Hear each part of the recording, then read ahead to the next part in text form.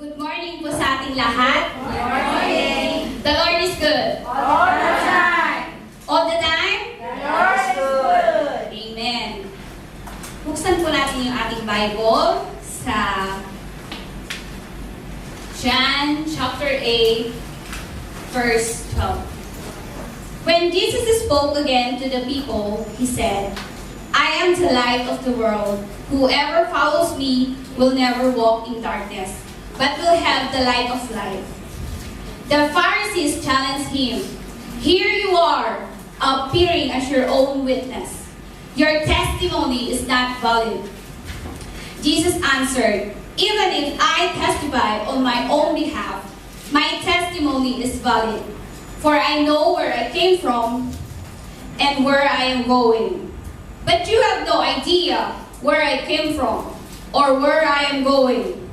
You judge by human standards. I pass judgment on no one.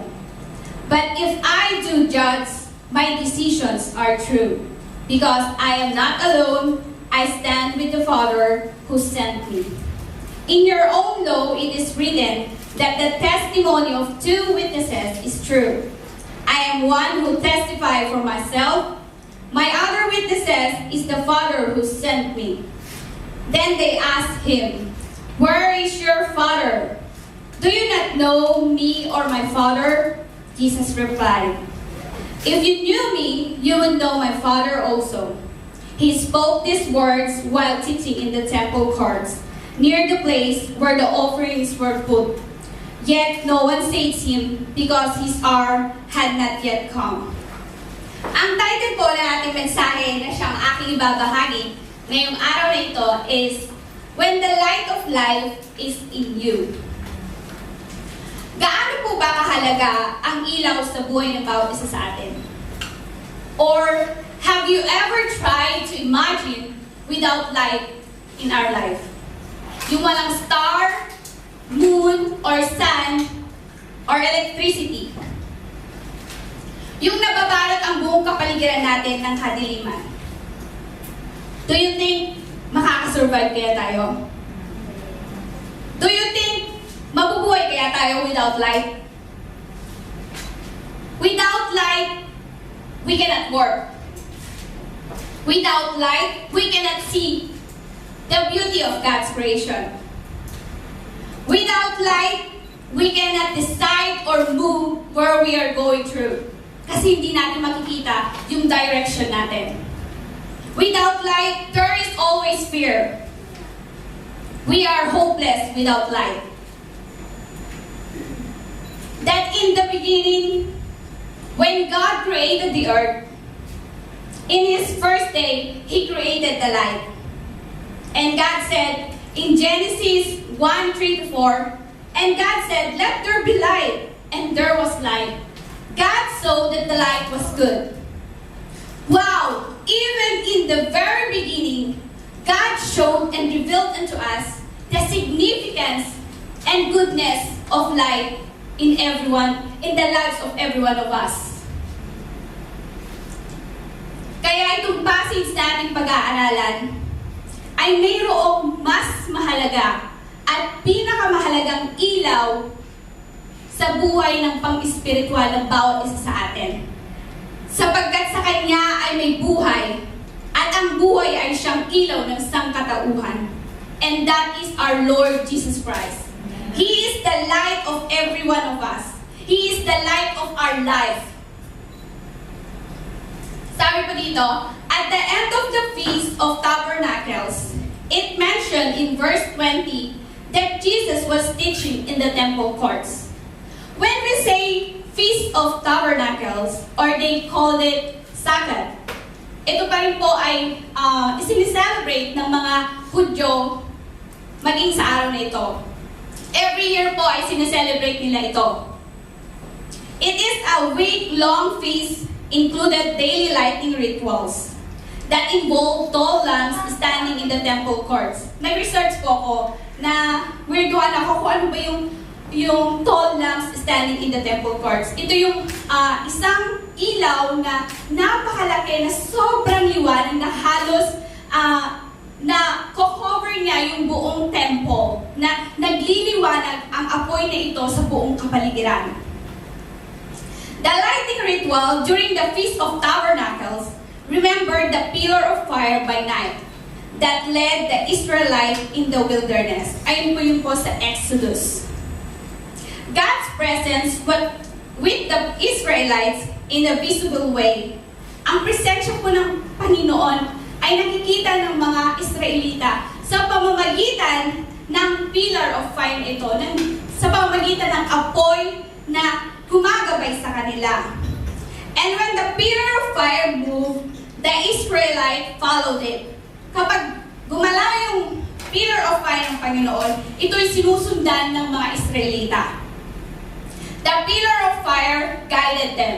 Ayun ang nagsisilbing guide ng mga Israelita nung panahon ng wilderness, nung nasa wilderness sila. Jesus is the light of the world. He came to be the presence of God among us. And He is our guide. Only He has the way of life. And we must follow Him like Israelites followed the fire, if we wish to have the light of eternal life. Otherwise, we will live in darkness. Kaya mga kapatid, meron po akong 4 na bagay na nais kong ibahagi sa inyo. Kung totoo ba na ang ilaw ng buhay ay nasa inyo. If it really Jesus is in you. Kaya meron po tayong 4 na bagay to test kung totoo ba ang si Jesus ay namumuhay sa atin or totoo ba ang si Jesus ay nasa iyo. Ready na po ba tayo? Amen. When the light of life is in you, there must be a convincing testimony. When we say convincing testimony, it is valid, it is authentic. Ito ay totoo. Sabi dito, when Jesus spoke again to the people, He said, I am the light of the world. Whoever follows me will never walk in darkness, but will have the light of life. The Pharisees challenged Him. Here you are, appearing as your own witness. Your testimony is not valid. Jesus was teaching in the temple courts when He declares that He is the light of the world. His light is the revelation of God's love and the penetration of that love into the lives darkened by sin. Jesus is the incarnate Word of God. Siya yung salita na naging tao, na nagkatawang tao. Who has come as a light that enlightens all people. Siya yung naparito na nagsisilbing ilaw natin para tayo ay maliwanagan kung ano ang totoo. So that those believing in Him will no longer be in darkness. And Jesus is the life-giving light, in whom is life. And those who follow Him will never walk in darkness, but will have the light of life. So bakit kaya ang mga Pariseyong ito ay hindi tinanggap ang patotoo ni Jesus sa kanila? Bakit kaya? Bakit kaya? Because they are blinded by their sin. And then tatanungin mo ako, ano naman yung kasalanan ng mga Pariseyong ito? Diba? And their sin is disbelief. Pag hindi ka naniniwala, yun po ay kasalanan. Pag hindi ka naniniwala kay Jesus, yun po ay kasalanan.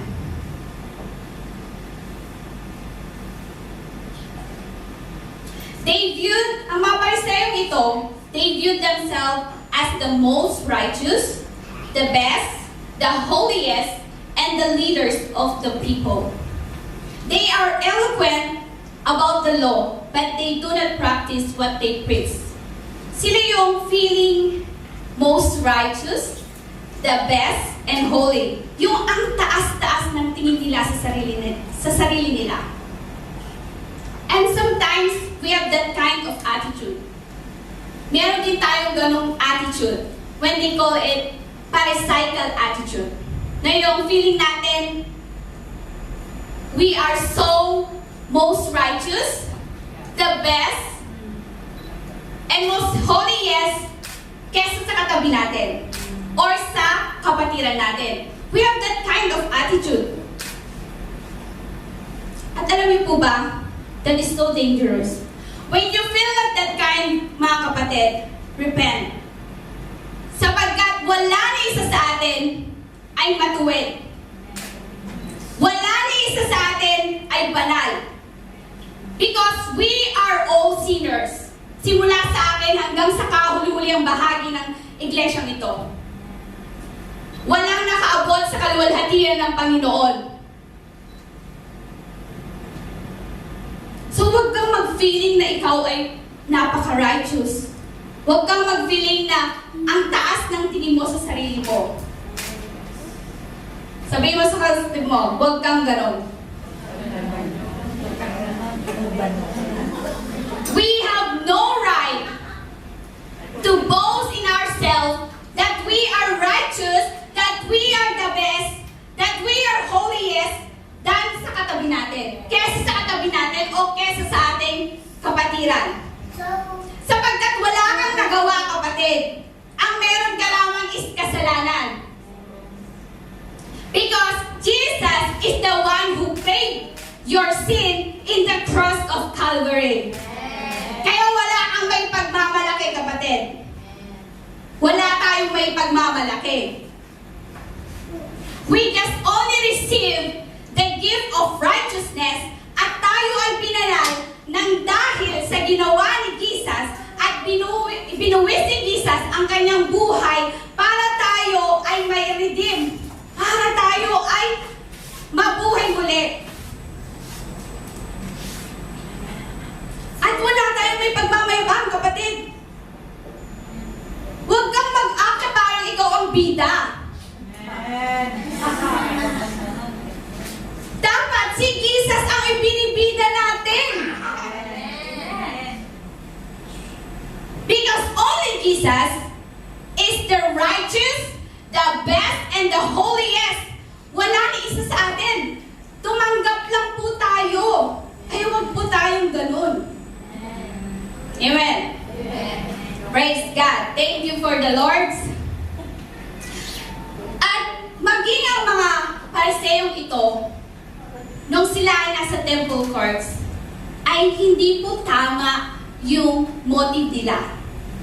Hindi po sila naroon dahil andun yung intention nila na gusto nilang makinig or makiayon sa patotoo ni Jesus.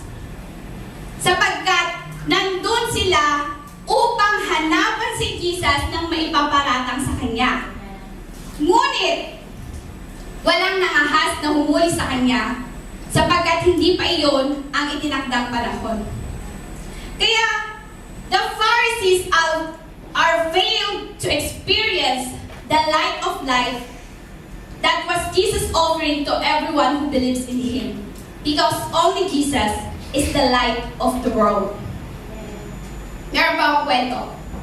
Sabi ni Grace, when they were kids, they had toys. Meron silang, nung sila bata, meron silang laruan. And when they got broken, their Uncle Orville and Uncle Wilbur would take those toys and fix them and make them better than new with all kinds of improvements. They made from their iniquity and mechanical expertise. That is like what the Lord does with us. Ganun din po yung ginawa sa atin ng Panginoon. When He finds us, we are like those toys.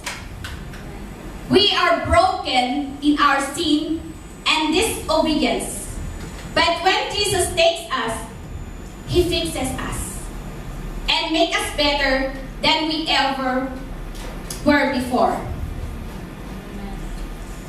Dati po, nung hindi pa po ako Kristiyano, I was living in darkness.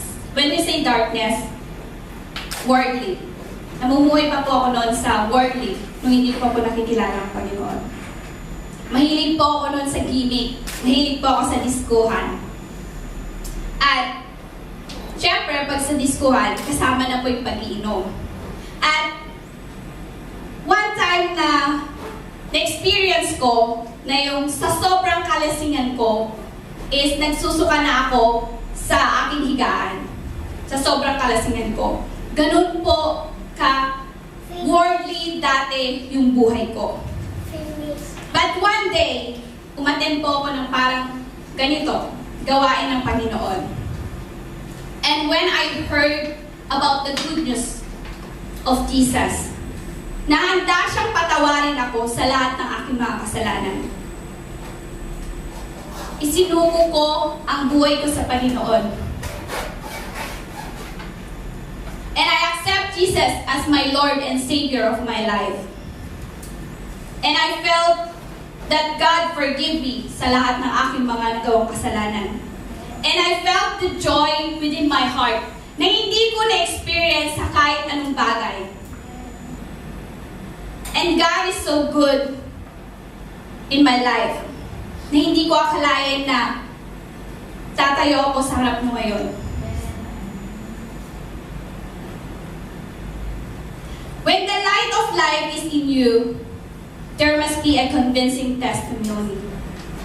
When we say convincing testimony, meaning to say, you have experienced Christ in your life. Yung naranasan mo yung kapangyarihan ng Panginoong Jesus when you accept Him as your Lord and Savior of your life. And when you accept the Lord,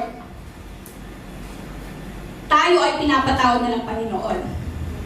At when the Lord forgives us, tinatalikuran na natin yung dating buhay natin. Yung old ways natin ay hindi na natin gagawin. Sapagkat isa sa pamuhay natin yung kalooban ng Panginoon. Sapagkat when you accept Jesus, He will going to give you a new life. Amen. A life that you are going to walk in holiness and obedience to God. Sabi nga po sa 1 John 1:6-7, if we claim to have fellowship with Him and yet walk in darkness, we lie and do not live out the truth. But if we walk in the light, as He is in the light, we have fellowship with one another.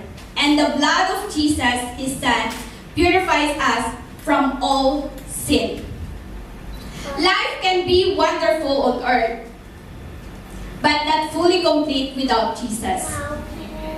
We are all created, craved the Creator, our Father.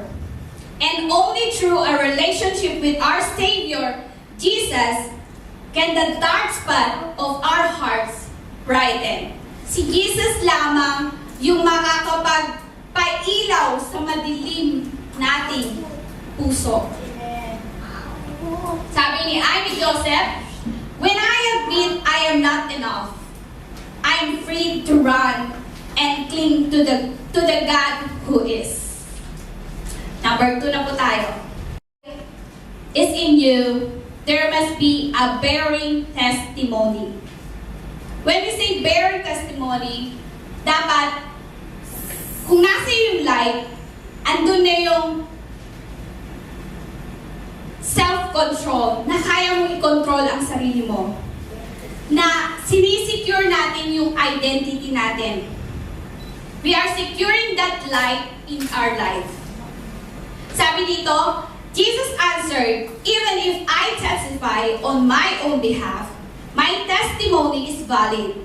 For I know where I came from and where I am going. But you have no idea where I come from or where I am going. You judge by human standards. I pass judgment on no one. Jesus said to the Pharisees, you judge by human standard. I pass judgment on no one. Ito po mga Pariseyong ito ay mahilig po sila na mag-judge by mere appearances. Parang tayo din. Nag-judge tayo sa kapwa natin, sa mukha. Kung halimbawa may nanligaw sa'yo, Kung hindi gwapo, sasabihin mo, hindi ito kalooban ni Lord. Pero kapag blue eyes, kahit may asawa na, Lord, ito na nga talaga. Siya na talaga, Lord. Nararamdaman ko. Nagsashine po yung mata niya. Ganun tayo nagja-judge by mere appearances.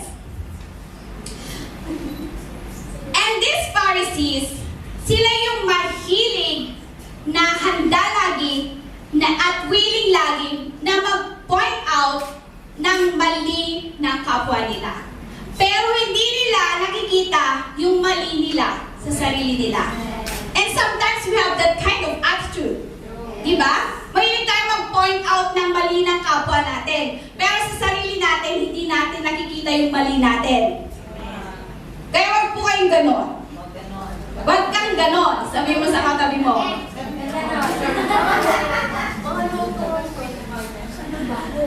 They are determined that Jesus is in error.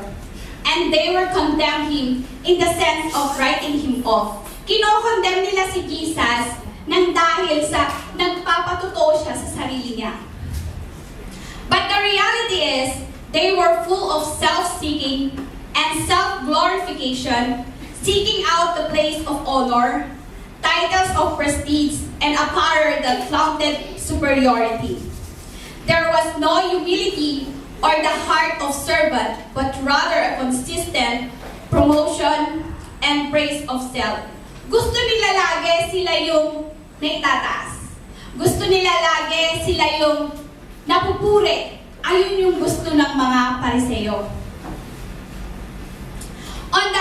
On the other hand, Jesus was determined that they are in error and has shown that they are guilty for their rejection on Him and for the alienation from God which lies behind this rejection. But He did not condemn them in the sense of dismissing them, for He still bears His testimony to them that He came to this world not to do His own self-will, but to fulfill and do the will of His Father who sent Him. Si Jesus ay naparito hindi para sa sarili niya. Siya ay nagparito upang tuparin at gawin ang kalooban ng kanyang Ama na nag-send sa kanya dito sa lupa. Sabi dito, "For God so loved the world that He gave His one and only Son, that whoever believes in Him shall not perish, but have eternal life. For God not sent His Son into the world to condemn the world, but to save the world." Wow, the Lord is good. Even how, kahit gaano man tayo ganoon ka makasalanan, hindi niya tayo kinondem. Siya ay naparito upang iligtas niya tayo. Gaanon po tayo kamahal ng Panginoon. Pakisabi sa katabi mo, mahal ka ni Jesus. Amen. Jesus shown unto us that He is always in control in bearing His testimony. Lagi siyang nasa control, na laging siya'y naparito para gawin ang kalooban ng kanyang Ama. Andun yung kababaang loob ng Panginoong Jesus. And have compassion for one another and for the lost soul. Even how many times we ignored Him, He is still giving us a chance and offering us revelation and thereby offering us salvation. So, the choice is yours, kapatid. Tatanggapin mo ba itong salvation na ino-offer sa'yo ni Lord Jesus? Are you going to believe in Jesus? The choice is yours, kapatid. When we have the light of life in our life,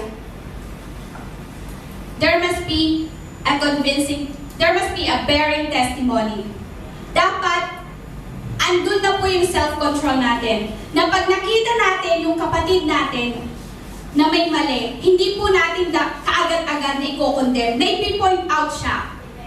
Dapat, we must rebuke it with love. Rebuke it with grace. Nandun pa rin yung love ng Panginoong Jesus.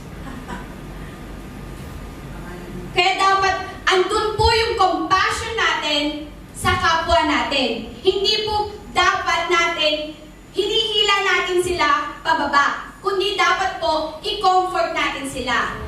Itama po natin sila. Hindi po yung mas lalo natin silang ida-down. Dapat tayo po yung nagpapalakasan po tayo ng loob sa bawat isa. Sabi po, if your intention is powerful, your action will be powerful. If your action is powerful, your result will be powerful. Sabi po yan ni Fearless Soul. Number 3 na po tayo. When the light of life is in you, there must be a witnessing testimony. Ito yung pinakagusto ko. A witnessing testimony.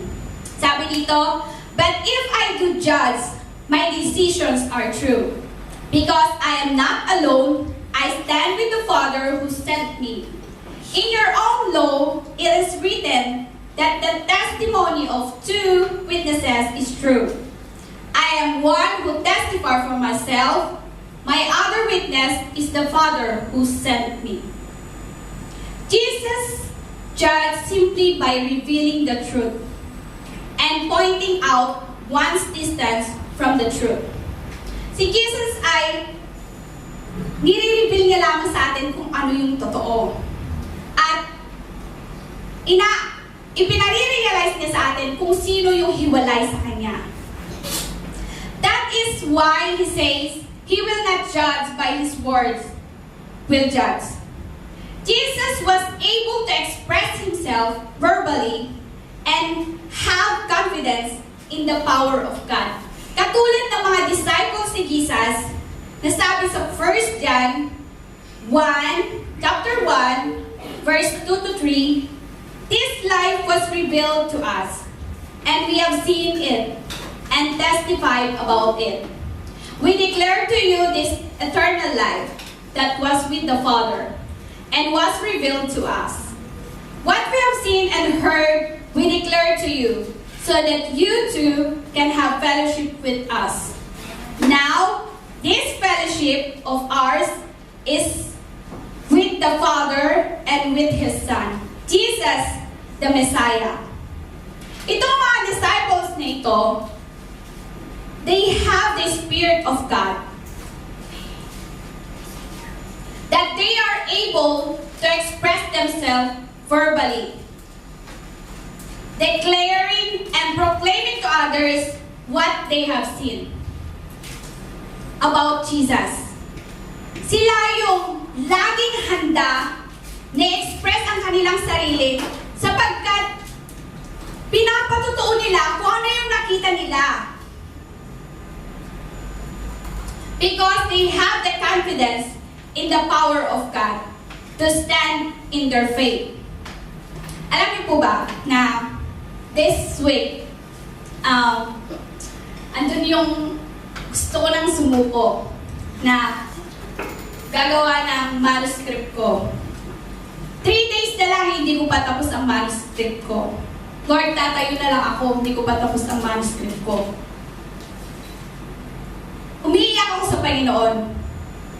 Lord, it's easy na mag-give up. Ang daling mag-give up, Lord. Pero hindi po ako susuko. Because I want to stand in my faith. Gusto ko mag-stand, Panginoon, sabi ko. Gusto kong patunayan na nais ko na mag-witness kung anong ginawa mo sa buhay ko. That I will go in to declare and proclaim your goodness into my life. Kaya po, ako naririto, hindi po para mag-gain ng self-glorification. But I want to honor and glorify my Lord Jesus Christ. Palakpakan po natin, Panginoon natin.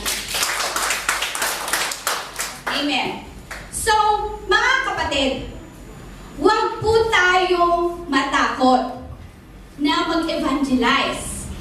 Sino po dito ang nagtapos ng evangelism explosion? Wow! Ang dami!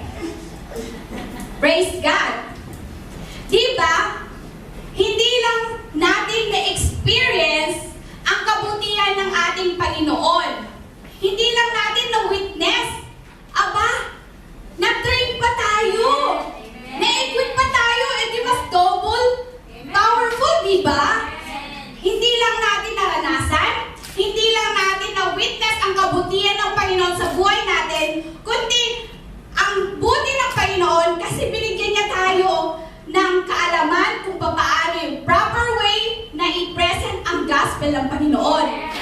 Salamat sa Panginoon sapagkat meron tayong evangelism explosion para ihayag ng proper way ang salita ng Panginoon.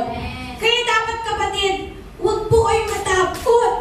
Sabi ni Madam sa prayer niya kanina, na dapat huwag tayong lulugo-lugo. Aba kapatid, nasa iyo ang ilaw ng Panginoon. Hindi bagay ang naglulugo-lugo, di ba? Dapat yung ilaw nagsushine, hindi nagtatago. Tama po ba? Kaya kapatid, huwag po kayong matakot or mahiya to present the gospel. Dapat andun yung heart natin, na yung kapwa din natin ay magkaroon ng relationship with the Lord Jesus Christ. Dapat andun din yung burden natin na sila rin ay maligtas para lahat tayo ay mapunta sa heaven. Para wala na isa sa atin ang mapunta sa impyerno. Kasi yun ang gusto ng Panginoon. Ayun ang gusto ng Panginoon, na tayong lahat ay maligtas. Sabi nga po ni Tony Gaskin, not everyone will have the heart you have. The heart you have, not everyone will appreciate you and what you do for them. Sometimes it won't be easy having a kind heart in a cruel world. So be prepared. So kapatid, huwag po kayong matakot in rejection. Na kung hindi man tanggapin ng mga kapatid nyo na tanggapin ang gospel, huwag po kayong masaktan. Kasi even Jesus, nireject ng mga Pariseo. Kaya normal na po yun. Kaya dapat andun pa rin yung excitement natin, yung joy natin to present the gospel. Because we are declaring and proclaiming the Lord Jesus Christ. That He is the only light of this world. That He is the light of our life. Number 4 na po tayo. Do not realize Jesus is talking about God. It is as if they want to locate this Father so they can interrogate Him. Katulad nung ginawa ng mga Pharisees nung pinagaling ni Jesus na blind man. Na pinatawag nila yung mga magulang nitong bulag na ito para interrogate ang mga magulang niya ito. It would not do them much good, since those who are not open to God cannot hear Him, even He speaks directly to them. Yung mga hindi bukas sa Panginoon, na kahit tahasan na sinasabi ni Jesus sa kanila yung patotoo, hindi nila ito marinig or ma-absorb. Because they don't believe in the Lord Jesus Christ. Katulad nyo rin po na naririto. Kahit anong paliwanag ko ng paliwanag sa kabutihan ng ating Panginoong Jesus, kung hindi ka maniniwala at sasampalataya sa Panginoong Jesus, ay hindi nyo po may experience ang kabutihan ng Panginoong Jesus sa buhay ng bawat isa sa atin. Amen.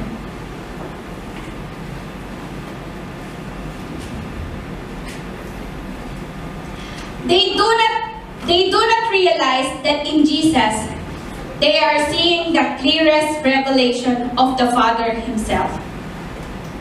Sabi ni Jesus, if you knew me, you would know my Father also. Because to know Jesus is to know God. Kung kilala mo si Jesus, kilala mo rin ang kanyang Ama. Because it says in Hebrews 1, chapter 1, verse 3, the Son is the radiance of God's glory and the exact representation of His being, sustaining all these things by His powerful word. After He had provided purification for sins, He sat down at the right hand of the Majesty in heaven. Alam niyo po ba yung facial recognition sa phone? Alam niyo po ba yun? Alam niyo yun yung may apps na facial recognition? This technology allows you to unlock your phone based on the particulars of your face. Ma-unlock lamang yun kung madedetect niya yung part ng mukha mo. In order to ensure your identity, it can identify whether you are the one trying to gain access to the phone and will remain closed when it doesn't recognize you. Similarly, our faith should be recognized. Katulad din po natin, dapat nare-recognize din ng mga nasa paligid natin yung ating pananampalataya sa Panginoong Hesus. Na mare-recognize nila that you are truly a follower of Christ. Na mare-recognize nila that Christ is living in you. Na namumuhay ang Panginoong Hesus sa puso natin at sa buhay natin. Na yung ilaw natin ay nagsashine. Na hindi ito may kakaila. Makikita nila lagi na yung mga anak ng Panginoon laging nakangiti. Pero yung laging nakabangot, ikaw na you know it na. Diba? Walang anak ng Panginoon naka-down face. Dapat laging naka-smile. Because our King is alive. Amen.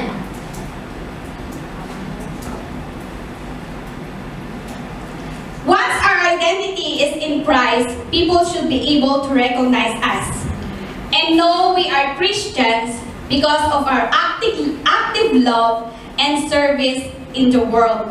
Mare-recognize ng mga tao na tayo nga ay tunay na Kristiyano kung marunong tayong magkaroon ng malasakit at pagmamahal sa kapwa natin. The way we serve others. Ayun po yung purpose natin. To serve one another. To love one another.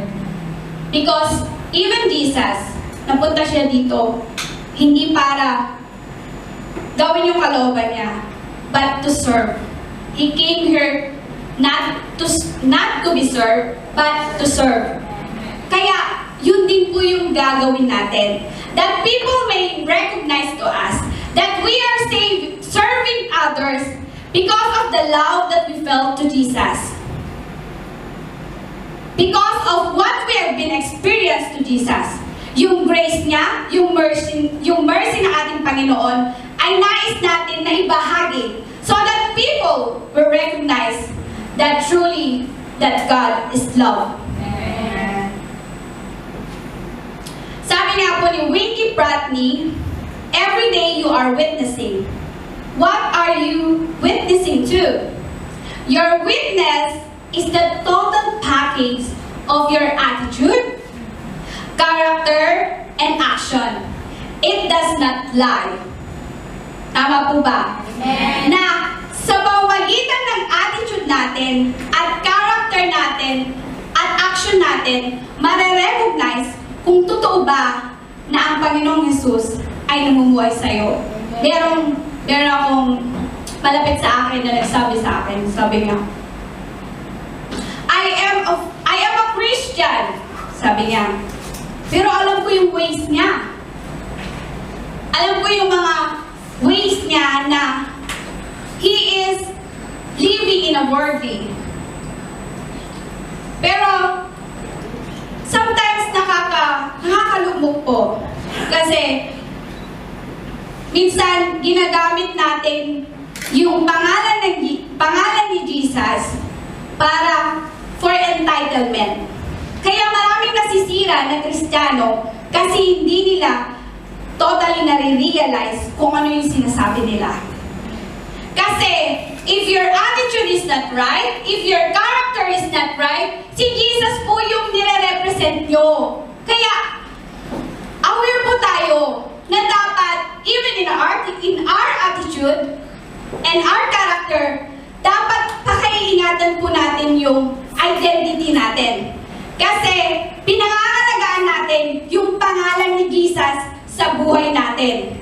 Siya po yung nire-represent natin sa buhay ng bawat isa sa atin. Sapagkat, ang attitude natin at character natin and action natin, it does not lie. Ayun po yung totoo, nagpakatotoo, kung totoo nga, that the light of life is in you. Amen. Conclusion, Jesus is the light of the world, and all who are separate of or far from Him live in darkness. Being separate, ignorant, or unaware of the dark leaves us wanting for something we cannot produce on our own. We came to the end of ourselves in frustration, hopelessness, or an aloof sense of happiness and joy. When we traverse through life in darkness, with Christ, we have the absolute fullness of life. Amen. Amen. Tapos na ba tayo? Let's all stand at kantayin po natin, Here I Am to Worship.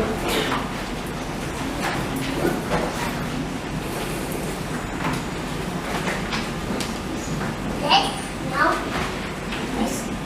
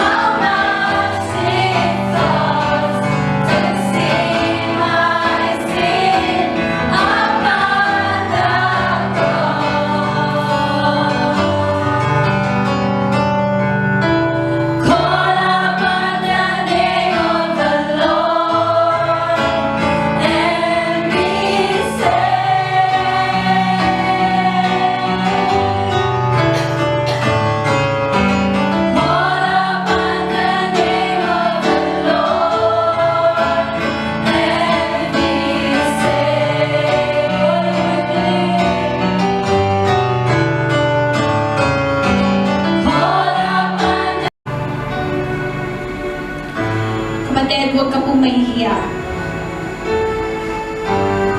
Mahal na mahal ka ng Panginoong Jesus. At lahat po kami ay mayroong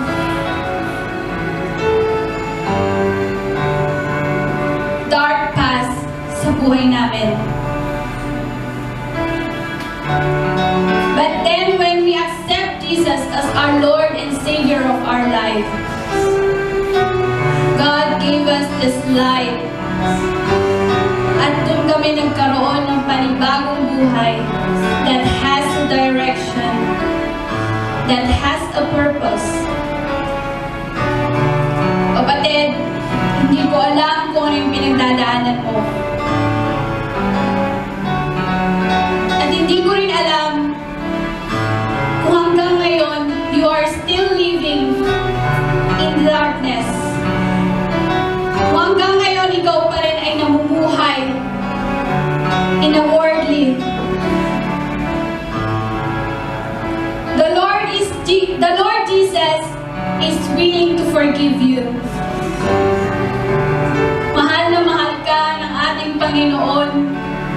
Sabi niya, I am the light of the world, that whoever follows me will never walk in darkness, but will have the light of life. Kapatid, are you willing to say If you know in your heart na wala ka bang relasyon sa Panginoong Jesus, kung ang tugon mo is yes kay Jesus, that you are willing to accept Him as your Lord and Savior of your life, itaas mo lamang po ang iyong kamay.